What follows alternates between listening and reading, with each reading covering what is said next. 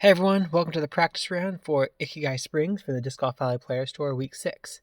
Starting out on Ikigai Springs 1. There's a line through the trees to the left to get an aggressive free eagle. I think the risk isn't worth it.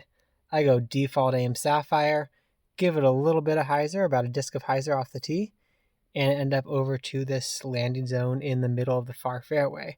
When you get out to this landing zone, you're taking the Sapphire again, aiming it low at this right side, and having it slide up here to bounce over. This one's a little bit shorter of the basket than I would have liked, but that's okay. 61 feet, raised basket, a little bit uphill. I'm going to throw that 70 feet of power to get that in for that birdie. So just glide Sapphire, make the throw in. Ikigai Springs hole 2. It's a very easy hole in my opinion. Bring that aim down just a little bit and about a half disc of anhyzer. This works in pretty much any wind to get there. That 2 wind is pushing me a bit long, but I'm still here within the throw-in range to be able to take the birdie.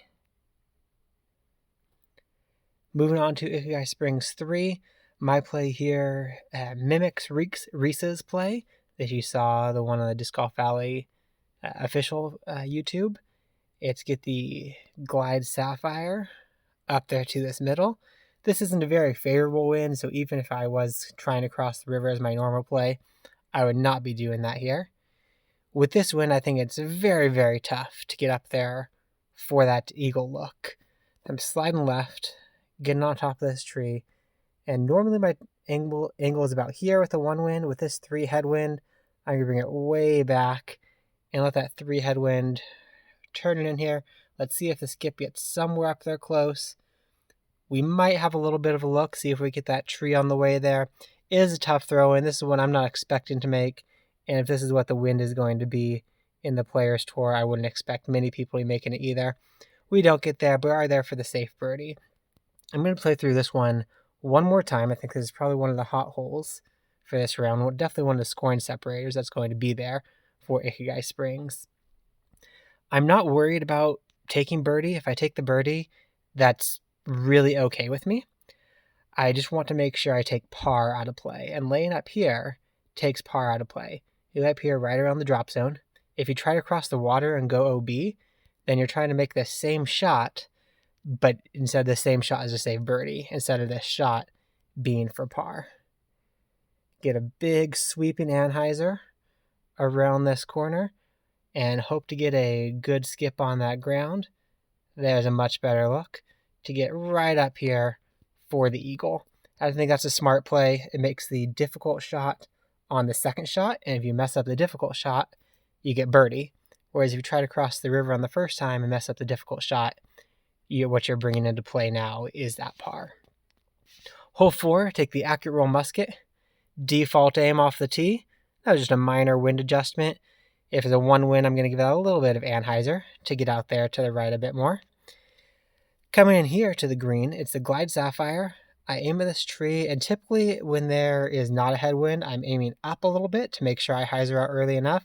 I think this headwind will help to slow this down enough that's not getting too close. Typical play is to slam into this wall here on the right side.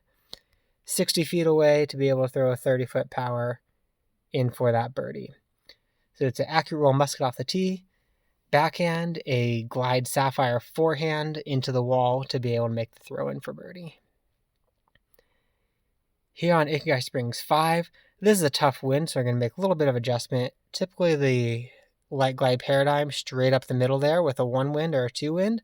I'm going to aim a little bit further to the left to account for that 3 wind. And the light glide paradigm pulling straight back shoots me up here next to the basket. Occasionally you're going to get unlucky and kick off those rocks. So if you can, I'd like to end up a little bit more left. It's not always something you have full control over. Moving on to Ikigai Springs hole 6. Hole 6, if you're not using this play, I think you're taking too many risks. Accurate glide Sapphire, slide left. Aim down so the middle chevron is where the tree meets the hillside. And throw that glide Sapphire out there straight through this cherry tree to slide up onto this green. That cherry tree is going to slow it down every time. I'm not sure that I've ever missed this green since going to this play. Moving on next to Ikigai Springs hole 7. Hole 7 is just 3 long shots to get you in position. So I slide left and aim just next to the hillside with a straight pull back on the glide skip rive. I want to make sure this gets around the corner and is tight enough to get past this big rock. If you get past that rock, you're in great position. Behind that rock is definitely a much tougher approach. Glide skip rive again. Aim down low just over this hillside, or just over that wall on the hillside, and a straight pullback. Aiming low is going to give that disc some turn, and then it's going to skip up here to have your final shot into the green. For the final shot, you're going to add 100 feet to what you see. 281, I'm throwing it for 381, which is the glide sapphire. Get it around this corner to get up here and take a fairly simple birdie. Obviously, winds are going to complicate it if the winds are there, but if you have a low wind, this should be a birdie every time. Moving on to hole 8. Ikigai Springs hole 8, definitely a trickier one. This is a wind where I'm going to take the forehand, glide water skip rive, and go through this gap out here to the left and give it barely any power to just clear that hillside and hope to skip up onto the island there, over the rock, and a good look right there onto the island. That's more of a dramatic play, if you will. I think some players are going to lay up if you get that kind of wind. Let's see if we can get a nicer wind. Here the wind is just a 2 wind left to right, so I'm going to take my more standard glide sapphire, aim down. It's the top chevron at this rock, then right down to the water. With that 2 wind, I'm going to give it just a little bit of Anheuser to make sure I get out there to the right and don't slide off the island to the left after landing. With the 1 wind, you can take a straight pull back there. And we're slided up here close enough to the basket to be able to get this downhill throw in. This should be about 50 feet of power to get in there. Downhill 10 feet, and the 2 tailwind gets that to 50. Going to Ikigai Springs hole 9.